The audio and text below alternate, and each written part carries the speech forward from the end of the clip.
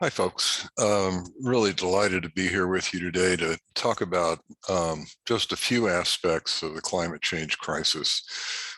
We know that we have a climate change, uh, that climate change is underway, but very infrequently do the official folks refer to it as a climate change crisis, which is in fact exactly what it is. So let's begin. I entitled this talk, The False Summit of Climate Change Progress. Here you can see a classic false summit as hikers are moving toward the top of this mountain. And about the time they reach this point, they're going to realize that, oh no, we have to go down and then up again. And in fact, I think that's where we are with the climate change crisis. One of the things that's being touted out there, and governments are throwing billions of dollars at, and the fossil fuel companies are just delighted, is that they're relying on untested carbon dioxide removal mechanisms, usually big tech, to achieve the Paris targets, when we have the technologies to simply end fossil fuels today. This is just plain wrong and foolhardy, as Robert Watson says. Why are we willing to gamble the lives of millions of people, the beautiful life around us and the futures of our children? Well, the children he's referring to are you guys, the guys in college today. So let's talk explicitly about you and what you can expect. So this is the stark reality of where we are. Over the last 2020 years, you can see that we are well above 1 degree Celsius. The latest report from the Intergovernmental Panel says that we're at 1.1. The literature that I read puts us at 1.24, which is perilously close to 1.5, which was a benchmark set by the Paris Accord in December of 2015. First of all, let me disillusion you all. The probability of us staying below 1.5 degrees Celsius is none.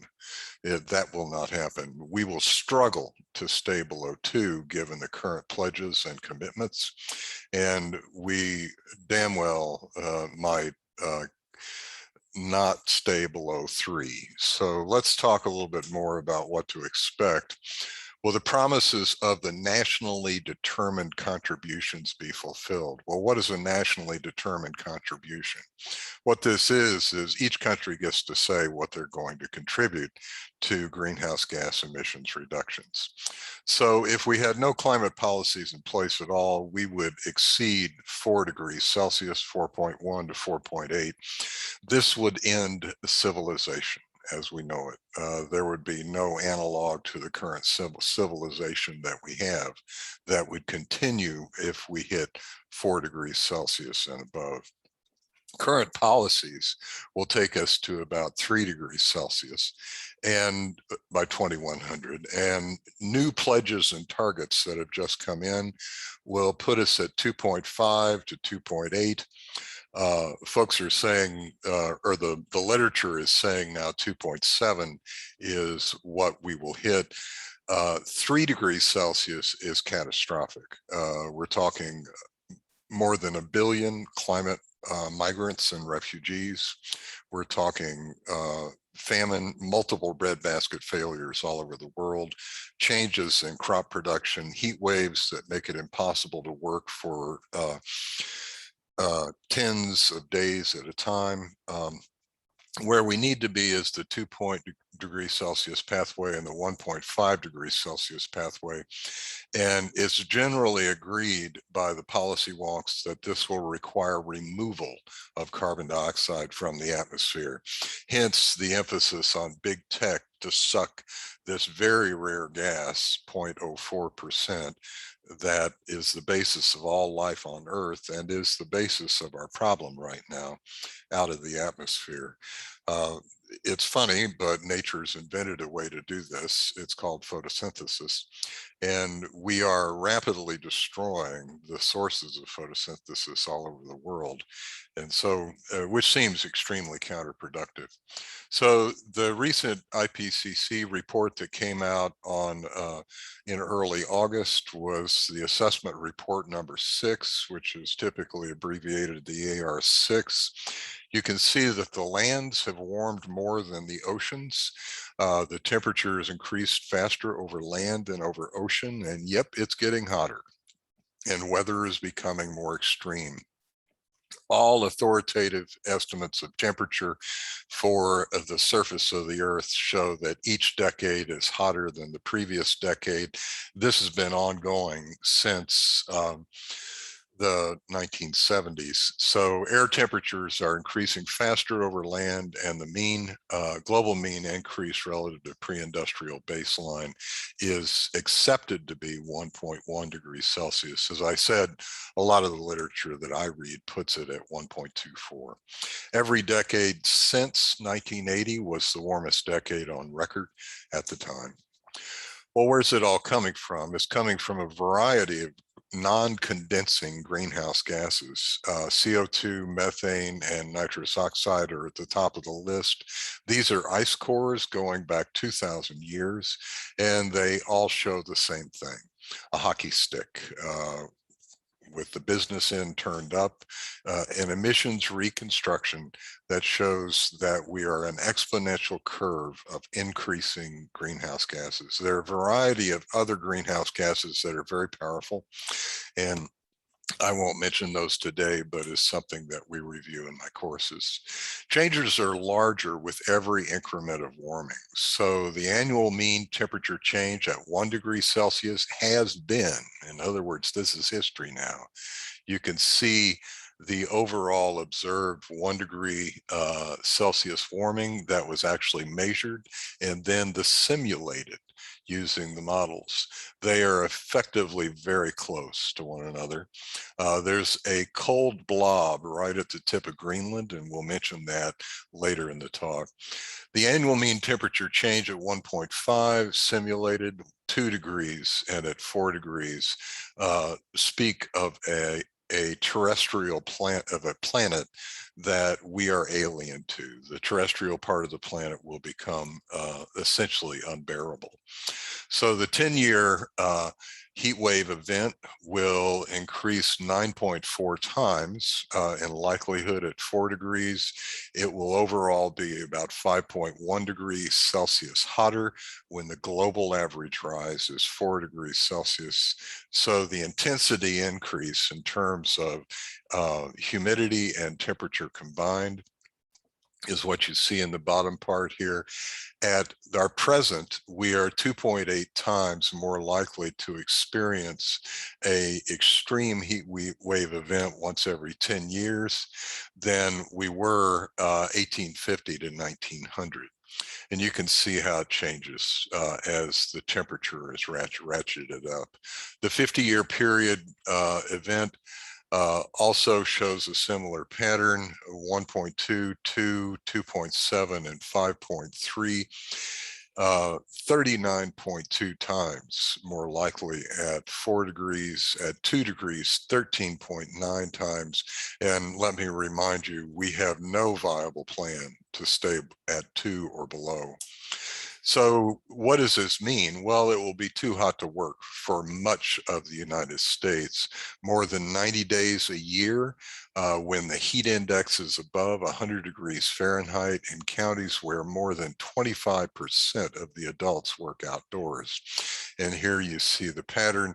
The Southeast is especially hard hit, as is Texas, Louisiana, and Florida, certainly, and parts of the desert Southwest, which actually that's no big surprise. You would expect that there, but what people are totally unprepared for is the impact on places like Alachua County and in the Panhandle up into Georgia.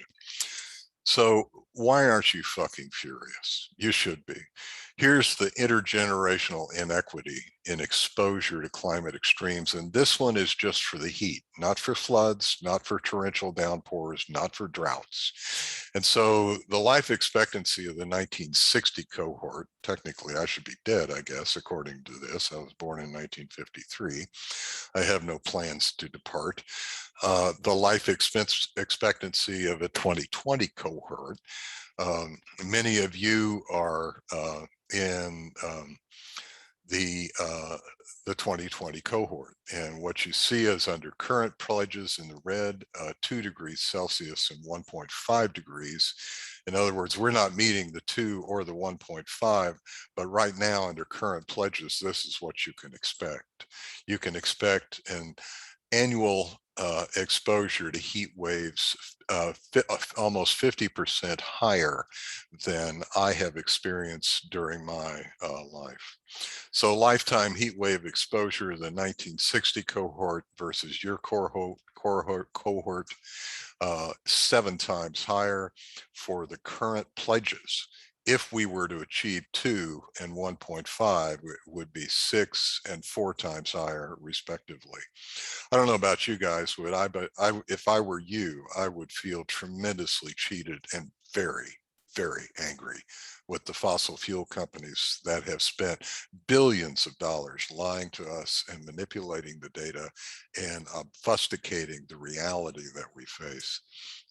Precipitation and drought will increase and be more extreme.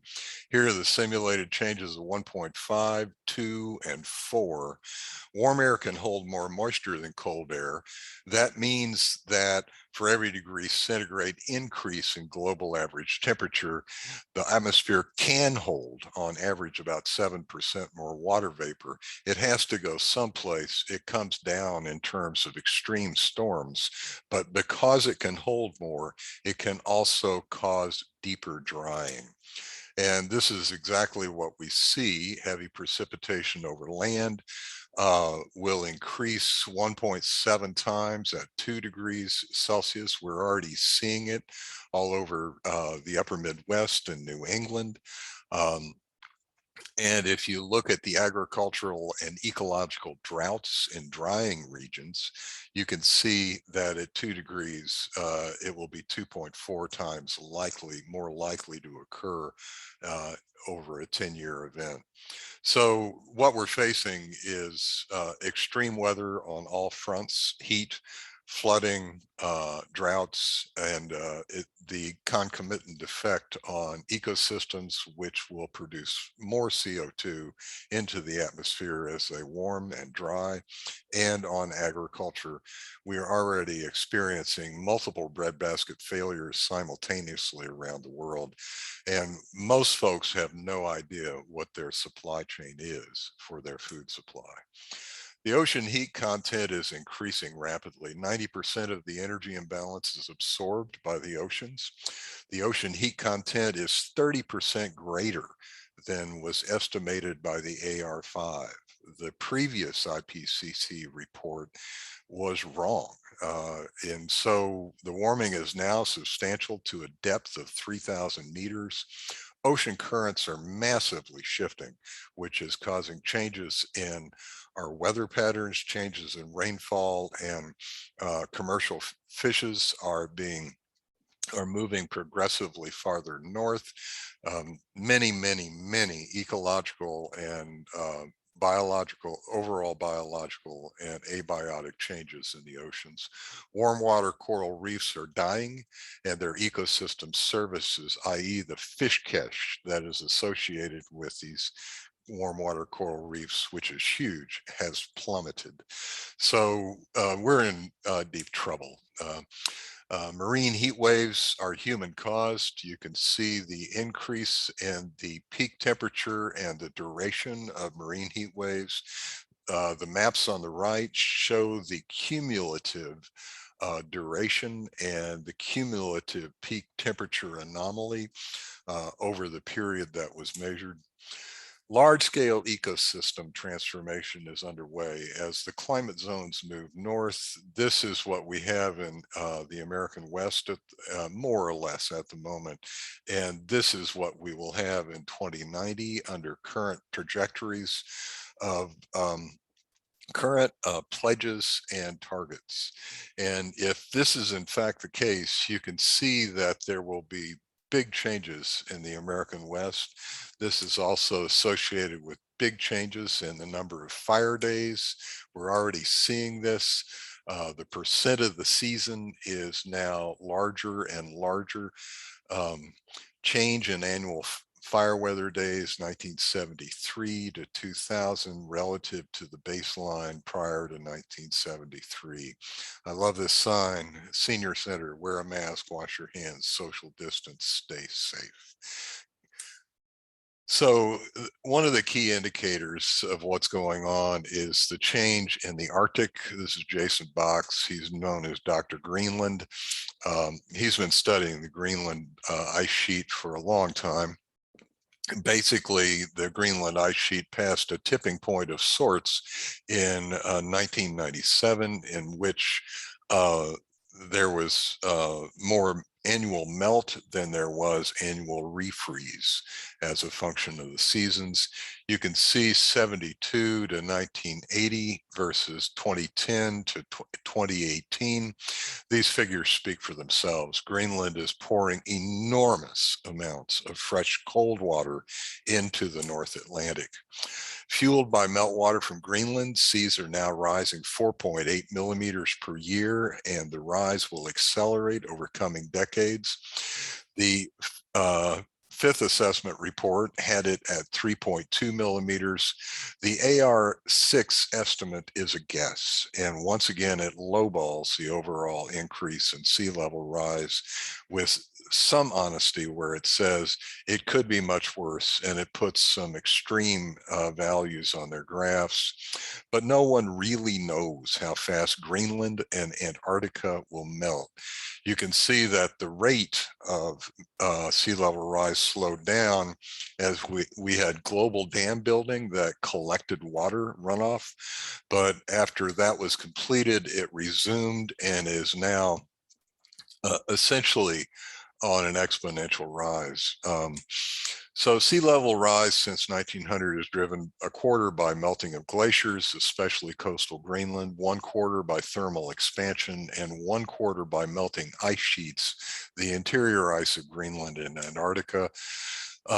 Prudent planning would project 1 to 2 meters, about 1.8 meters for the Florida Atlantic coast. And there are other contributing factors besides simply sea level rise itself that is causing the Florida Atlantic coast and the Atlantic coast of the lower 48 to experience somewhat faster sea level rise. Sea level rise has resulted in coastal flooding and increases in storm surge. So the coastal flood days in the US, you can see, most driven by climate change by the current period. 8,726 floods since 1950. This includes sunny day flooding, which is now so common in regions like Miami. 67% can be attributed to climate change. Rapid increases in extreme months and high tide flooding will increase damages. This is the projection for what Boston will experience in terms of high tide flooding between 2040 and 2050 relative to 2030, which we're rapidly approaching. And here is St. Petersburg. It will go from 2023 to 2033, 6 days per year to 67 days per year by 2033 to 2043. These numbers speak for themselves. FEMA models for flood risk from all sources, freshwater, saltwater, are notoriously inaccurate and low.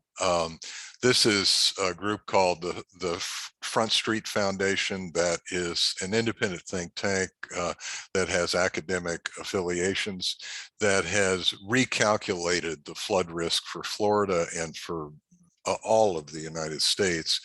Miami-Dade contains 26% of all US homes at risk. This is according to Zillow,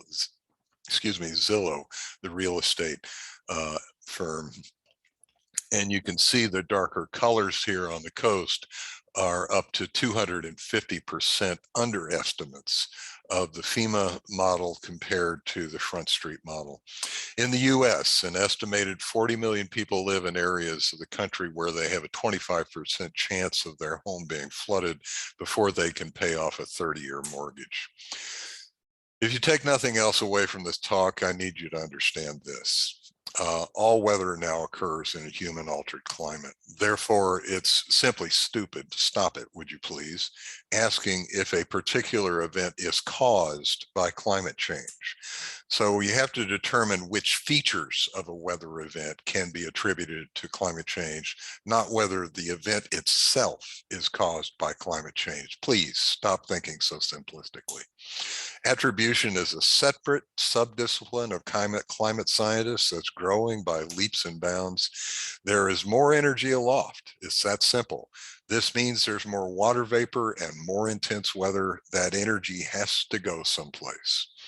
So monster storms are growing more common. You can see the increase in the frequency of category 4, 5, 3, 4, and 5 storms. And the cyclones themselves are changing in their attributes. So stronger because they're going over unprecedented heat in the oceans. The oceans are arguably probably hotter than they have been in 3 million years. Category 4 and category 5 storms are more common. Hurricanes are becoming more frequent, and this will get worse. They're slower because of reduced temperature gradient between the North Pole and the equator, reduces equatorial and mid-latitude winds. They're wetter because they take up more water as they move slowly over a hot ocean. They intensify more quickly because wind shear is reduced in the Northern Caribbean and near the US Atlantic coast. We initially thought it would increase. Hurricanes retain their power farther inland. So strap on your seatbelts, folks. Living in Florida is a roll of the dice every hurricane season. Projected damage and gross domestic product per county in the US is driven by compound changes, not by single events like hurricanes. Climate change in the Southeast in particular through these compound changes and damages will particularly hammer Florida, parts of Texas, Louisiana. This includes impacts on agricultural yields, heat deaths, energy costs, harm to labor, storm damage. Both property crime and violent crime increase when it gets hotter, as does the rate of suicide. So tipping point, unprecedented cooling in the North Atlantic and the slowing of the Atlantic meridional overturning current.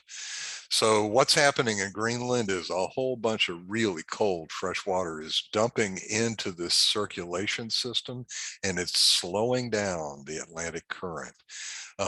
This Atlantic current is now colder at this in this region than it has been in over 1,000 years, and probably since the middle of the post-glacial period known as the Holocene. So the reality is that this is typically biphasic. We know from proxy measurements that it's either on or it's off. Once it passes a tipping point, it can shut down and effectively collapse. If this were to happen, the Atlantic meridional overturning current, or the AMOC, is biphasic. It has slowed dramatically, more than we thought it had just a few months ago.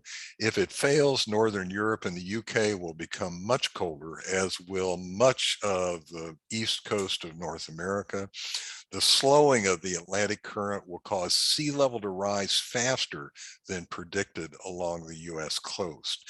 Imagine a big bolus of water moving north under extreme inertia power. And as it slows down, its upwelling sloshes out, and it sloshes out mainly toward the Atlantic coast, and this causes sea level to rise to be more extreme. So our current emissions trajectory is catastrophic. There's just no question about it. If we look at it since the last glacial maximum about 20,000 years ago, this blue area is what we refer to as the Holocene, or the Goldilocks climate. Not too hot, not too cold, and all of civilization and agriculture developed during this period. And we are currently on an exponential rise.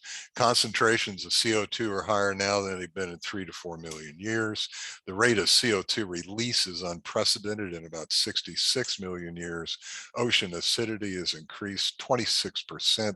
The rate of acidification is 10 times faster than any acidification event in the ocean for over 55 million years, and quite likely for over 250 million years. So when will we pass 1.5 and 2? Well, 1.5 sometime this decade, before 2030, and 2, 2030 to 2040, maybe 2045 if we're lucky. We squandered an opportunity. These are the climate mitigation curves for 1.5. You can see that up to 2020, which is now history, if we maintain constant emission for 8 years, we would use up the remaining carbon budget for staying at or below 1.5. Starting mitigation last year would require monumental, steep mitigation rates. That is reduction. Mitigation means reduction in emissions. Starting mitigation in 2000 would have required a mitigation rate of about 4% per year. Most economists would look at this and suck in their breath and say, out of the question. Such steep mitigation is impossible. The only way to achieve a budget that was very large negative emissions, a term that I hate, it means pulling carbon dioxide out of the atmosphere. So rather than destroying our forests worldwide, we need to be expanding them. Will halting fossil emissions matter? Well, yes, but you need to think like a rock on a mountaintop to understand this. Atmospheric CO2 will immediately begin to fall. Yes, but it will take years for the global temperature to drop below 1.5. So this will be almost a half a century decrease, and then it will stabilize for a very long period of time. It will take millennia for it to go back to its starting point, which is pre-industrial. Permafrost area change, it'll stop melting rapidly, but it will take decades for the refreeze to recommence. And for ocean thermal expansion to stop, it'll take thousands and thousands of years. So there's a lot of thermal inertia in the oceans right now. To stay below 1.5 by 2050, we must leave in the ground 58% of the oil, 59% of the fossil methane gas, 89% of the coal. So the United Nations Framework Convention on Climate Change, which will sponsor the Glasgow meetings at the end of October and early November, their assessment of these nationally determined contributions and pledges as of this month, September, puts us nowhere near staying below 2 or 1.5 or below 1.5 by 2060. So we're not even close to the level of reductions required for 1.5. Critically insufficient, Russia, Saudi Arabia, Singapore, Thailand, highly insufficient. Most of the developing world and big chunks of the developed world. Canada is especially a big offender, as is Australia and Brazil. New Zealand is a big offender, but it's relatively small. Insufficient, Chile, the European Union, 27 countries if you exclude the UK, Germany, Japan, Norway, Peru, South Africa, Switzerland, and the United States. Almost there, several very small countries. And completely compatible is the tiny, tiny country of Gambia, which is essentially a trading outpost in Africa. So governments need to take advantage of the drop in renewable energy and storage costs and move quickly. We need to cancel all coal construction. And all new gas pipelines and terminals need to be canceled. There's absolutely no excuse for using fossil gas to power a new power plant, make a 30 to 40-year commitment to fossil emissions, which is what UF is doing.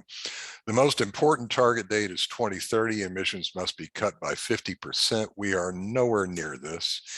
Most net zero targets are formulated vaguely and do not conform with good practice. In many cases, they're just another form of offsets, which have been shown to be not only not effective, but basically a shell game. And we can talk more about that if you take one of my courses. It is likely that this week, Congress will once again fail to address the climate crisis. For 30 years, our senators and representatives have done essentially nothing. Here's the reality. On any meaningful human timescale, the climate of the 20th century is gone forever. Return to normal climate conditions through natural processes will require thousands of years. Climate change is being amplified through massive releases of carbon to the atmosphere from living systems. Current efforts to measure and manage these positive feedbacks are trivial. Without major change, disruptions to the Earth system will accelerate over coming decades. You have experienced now the most stable climate you will ever experience in your lifetime. It will get rapidly worse. What matters most to us about climate change is the disruption of the biosphere and the resulting impacts on living systems and ecosystem services that support civilization. Mitigation and adaptation on a global scale must become the primary work of humanity. Failure to stabilize the Earth system will end civilization. It is just that simple. Bill McKibben says winning slowly is the same as losing. Well, here are all the conferences of the parties, and we're about to have another one in Glasgow, Scotland at the end of October. And you can see that none of them have made any difference whatsoever in the overall trajectory of climate change. One of the lead authors of the AR6 says unless there are immediate, rapid, large-scale reductions in all greenhouse gases, limiting global warming to 1.5 will be beyond reach. I think it is now beyond reach. Countries are light years away from reaching our targets. We are on the edge of an abyss and moving in the wrong direction. Our world has never been more threatened or more divided. This is Antonio Guterres on the 21st of September, the Secretary General of the United Nations. So let's look at the UF Climate Action Plan being organized by the Sustainability Office, which, by the way, I support. I think they try. But the energy section lacks any explicit mention of the plan to create a fossil gas power plant with a 30 to 40-year commitment to fossil fuel emissions. This will be an albatross, a financial stranded asset.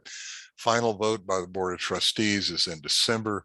Transportation relies on supports and incentives without any mandates yet again. Supports and incentive. Well, how's that been working out for us? Academic leaves it up to the departments to implement climate change programming. No, academic departments care more about indirect costs, numbers of publications, and the ability to hire new young faculty. They are not going to commit to climate change programming to the undergraduates. Biology hired somebody out of retirement, namely yours truly. I've been doing climate change for 30 years, and they brought me in and gave me a 3-course portfolio, mostly climate change. But biology was very unusual, a very progressive, very forward-looking chair. I assure you the current leadership in biology would not do any such thing. Finance, an absolute joke, does not demand transparency or divestment from fossil fuel investments. And then they have a section called resilience, which is weak and lacking in specifics. Resilience is not defined. Resilience means different things to different people. It appears as though it means a synonym for sustainability, which makes it utterly meaningless in this report. Overall, there's no apparent willingness to demand meaningful change from the UF administration and its boards.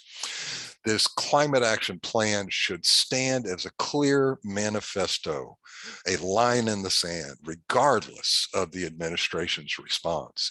It should be something we can point to and say, this is what is needed. And it should be accurate, it should be bold, it should be visionary. Here are my courses for the spring semester. This will be my last semester, ladies and gentlemen. I'm done. BSc 4055, Climate Change and Human Systems. Most of that is public health. If you see yourself in a health trajectory, you should take this course. 2862, Global Change, Ecology and Sustainability, a mainstream course for the Sustainability Studies program, and 3307C, Climate Change Biology, which is online. Thank you for your time.